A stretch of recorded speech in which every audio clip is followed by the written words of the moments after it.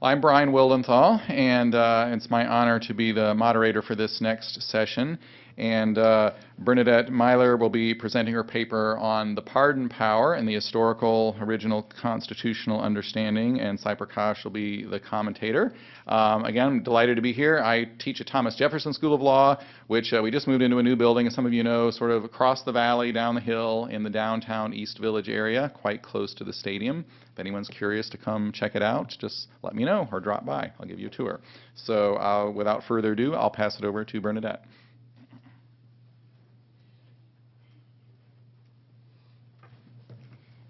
So I'm really delighted to be here, and thanks so much to Mike Rappaport for having me here. And also, I'm very happy that Cy is going to be commenting, because part of the development of this paper actually came out of a very provocative question he asked me at an earlier conference. So I'm particularly happy that he's here. So I just want to say a few words about where this chapter fits within the context of a book that I've been working on common law originalism. So the chapter basically furnishes one example of how the method that I'm calling common law originalism could be applied to a particular constitutional provision. And the common law originalism book project makes two basic arguments, one historical and the other more normative.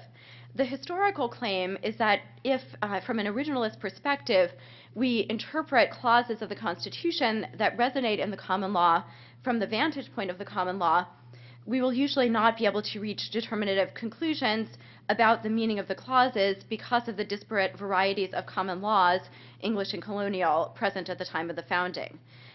Furthermore, I claim that members of the founding generation were aware themselves of both this diversity and of the flexible common law method of interpretation and how it might have an impact on the evolution of constitutional meaning. So that's the historical point. The normative point is that if we take this variability from the founding era seriously, and we wish to continue to endorse an originalist vantage point, we should debate the alternatives or the range of meanings from the vantage point of the present. At the same time, I suggest that in doing so, we need to be attentive to the contours of the founding era disparities and disagreement, which should continue to shape the poles of possible perspectives today. So that's the larger project that this is taken from. But then the question is, why pardoning in particular, and what's at stake in this attempt I'm making to separate out amnesty from pardoning and to suggest that the president's power to grant amnesty as well as pardon might be cabined from an originalist vantage point. So the real reason for pardoning significance, I argue, is its potential as an emergency power. Since September 11th, we've seen a number of discussions of the respective capacities of the President and Congress during emergency situation, and we've heard a number of admonitions about the dangers of permitting the President excessive latitude in making decisions about emergencies. And obviously, the debates about habeas corpus and trial by military commission and enemy combatant designation have often focused on the question of what the President can do alone. But for the most part, the Supreme Court has insisted in those cases on looking at presidential action within the context of congressional authorization. But this circumstance renders the pardon power somewhat exceptional in that it seems to be a power of extremely broad and almost unlimited scope, where the court resists the notion that Congress can cabin the president's capacity at all. And so this suggests the possibility of potential presidential abuse. And we might say, well, how could the pardon power be abused? After all, we heard recently in December when Obama issued his first pardons very late into the term that they were entirely innocuous and covered only very few very clear cases. But as Jeffrey Crouch has pointed out in a recent book on the pardon power, one of what he calls the pardon paradoxes present today is that presidents' use of the pardon power has declined precipitously, and yet a number of presidents have engaged in some notably reviled pardons. So, for example, Clinton's pardon of Mark Rich. And there is an argument you can make that a president under current doctrine could issue a blanket amnesty to cover executive officers participating in torture and other questionable practices. So that's the first sort of reason for thinking that pardon might be significant as a power, and specifically as an executive power. And the other thrust of the piece is really to suggest that there may be a positive capacity in Congress to issue amnesty if we look back at the history of oblivion pre-founding, and a capacity that could be used to reintegrate members of society who've been deprived of full citizenship. So I would here argue that after the Vietnam War, Congress could legitimately, depending on its policy determination, have granted amnesty to those who had evaded service. And this was debated, Congress's power to do so was debated extensively within Congress. Similar instances could arise in future, and we might even consider more seemingly mundane employments of a power of amnesty in terms of returning former felons to full citizenship. So the chapter thus tries to point out some of the problems with an exclusively executive-focused concept of the pardon power and the possibilities for congressional involvement in this particular area. So before I hear your questions and comments, which I'm very eager about, I just want to give a brief summary of what the chapter tries to do. So it begins by setting the stage for the contemporary American understanding of the scope of the pardon power, which was most thoroughly developed by President Lincoln and then President Johnson's offers of pardon and amnesty, both during and following the Civil War. Although Lincoln vigorously asserted the power of the president to issue pardon and amnesty without the participation of Congress, when Johnson followed suit after the conclusion of hostilities, he met with substantial legislative resistance. Aggrieved at the possibility that those who had fought on the Confederate side would be restored to their full citizenship and property rights, members of Congress, through various measures, attempted to annul the effects of the presidential amnesty. So it was precisely one such attempted annulment that came before the Supreme Court in the case of United States against Kline, which invalidated a jurisdictional proviso on an appropriations bill. According to the majority in Kline, the section of the law at issue fell outside the scope of Congress's Article III ability to carve exceptions in the Supreme Court's appellate jurisdiction. Although Congress had the authority to, quote, deny the right of appeal in a particular class of cases, in this instance, it went as far as to impermissibly prescribe, quote, a rule of decision in causes pending.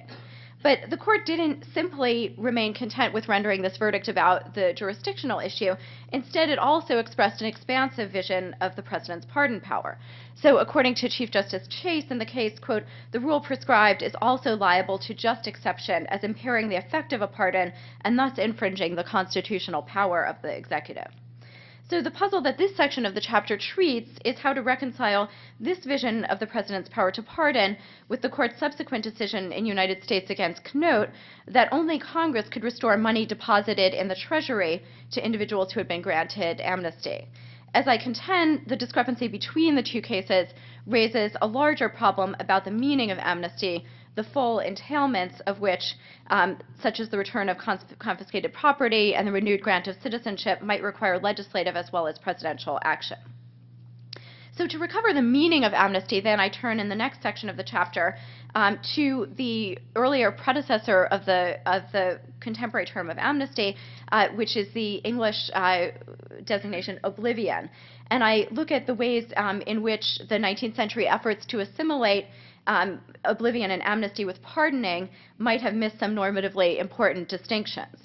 So within this the setting of early modern England, amnesty was addressed under the Latinate term oblivion. The second edition of Samuel Johnson's dictionary glossed amnesty as, quote, an act of oblivion, an act by which crimes against the government to a certain time are so obliterated that they can never be brought into charge. Oblivion itself he describes symmetrically as amnesty or general pardon of crimes in a state.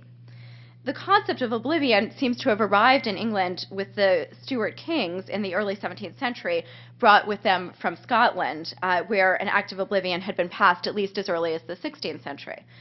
Although general pardons had proliferated in England before, these remained somewhat distinct from oblivion in context and effect. Whereas general pardons were in an early period often proclaimed by the king, oblivion was legislatively enacted. Whereas general pardons occurred routinely on coronation and other occasions, oblivion was deemed necessary in the aftermath of rebellion or revolution. And whereas general pardons forgave preceding crimes, oblivion wiped them out. In the words of Bailey's Universal Etymological Dictionary, it, quote, imported that all hostilities are at an end, passed by, and to be buried in oblivion. One of the most important aspects of oblivion was this very injunction to forget. The Act of Oblivion passed on the restoration of Charles II to the English throne penalized the very mention of the acts of civil conflict covered by the Oblivion. Anyone who, within 3 years of the passage of the Act, quote, presumed maliciously to call or allege of or object against any other person or persons, any name or names, or other words of reproach, any way tending to revive the memory of the late differences or the occasions thereof, would be forced to pay the aggrieved person a fairly significant fine. Nevertheless, some still worried that acts of oblivion themselves were not sufficiently remembered, and they wished to recall them to the minds of legislative bodies as well as to the king. So in the paper, I quote from a satirical poem written during the Protectorate, urging Cromwell to remember his obligation to forget. But invocations of oblivion within parliamentary debates also suggested both that remembering oblivion and remembering that oblivion was enacted by Parliament was of crucial import. Only an act of Parliament itself could override an earlier oblivion rather than a decision by the king. So then you might wonder, well, what happens to oblivion in the American colonies? And the subsequent section of the paper, which I didn't distribute with this draft, discusses the phenomenon of legislative acts of oblivion within the colonial context. So between 1650, under Cromwell in England, and the related activities in the American colonies, and finally under the Continental Congress, there were a number of acts of oblivion passed by various colonies and then states. And in fact, acts of oblivion were passed even by legislatures and states in colonies that otherwise had governor authorized pardons. So acts of oblivion were treated in a distinct fashion during the colonial period, at least in a certain number of colonies. So the final section of the chapter then addresses some of the normative reasons why we might look back to the founding era allocation of the powers of amnesty and pardon, and on the one hand, consider Congress capable of issuing amnesties, and on the other, view presidential amnesties with some trepidation. The rhetoric of amnesty in many circumstances also involves restoring individuals to full citizenship.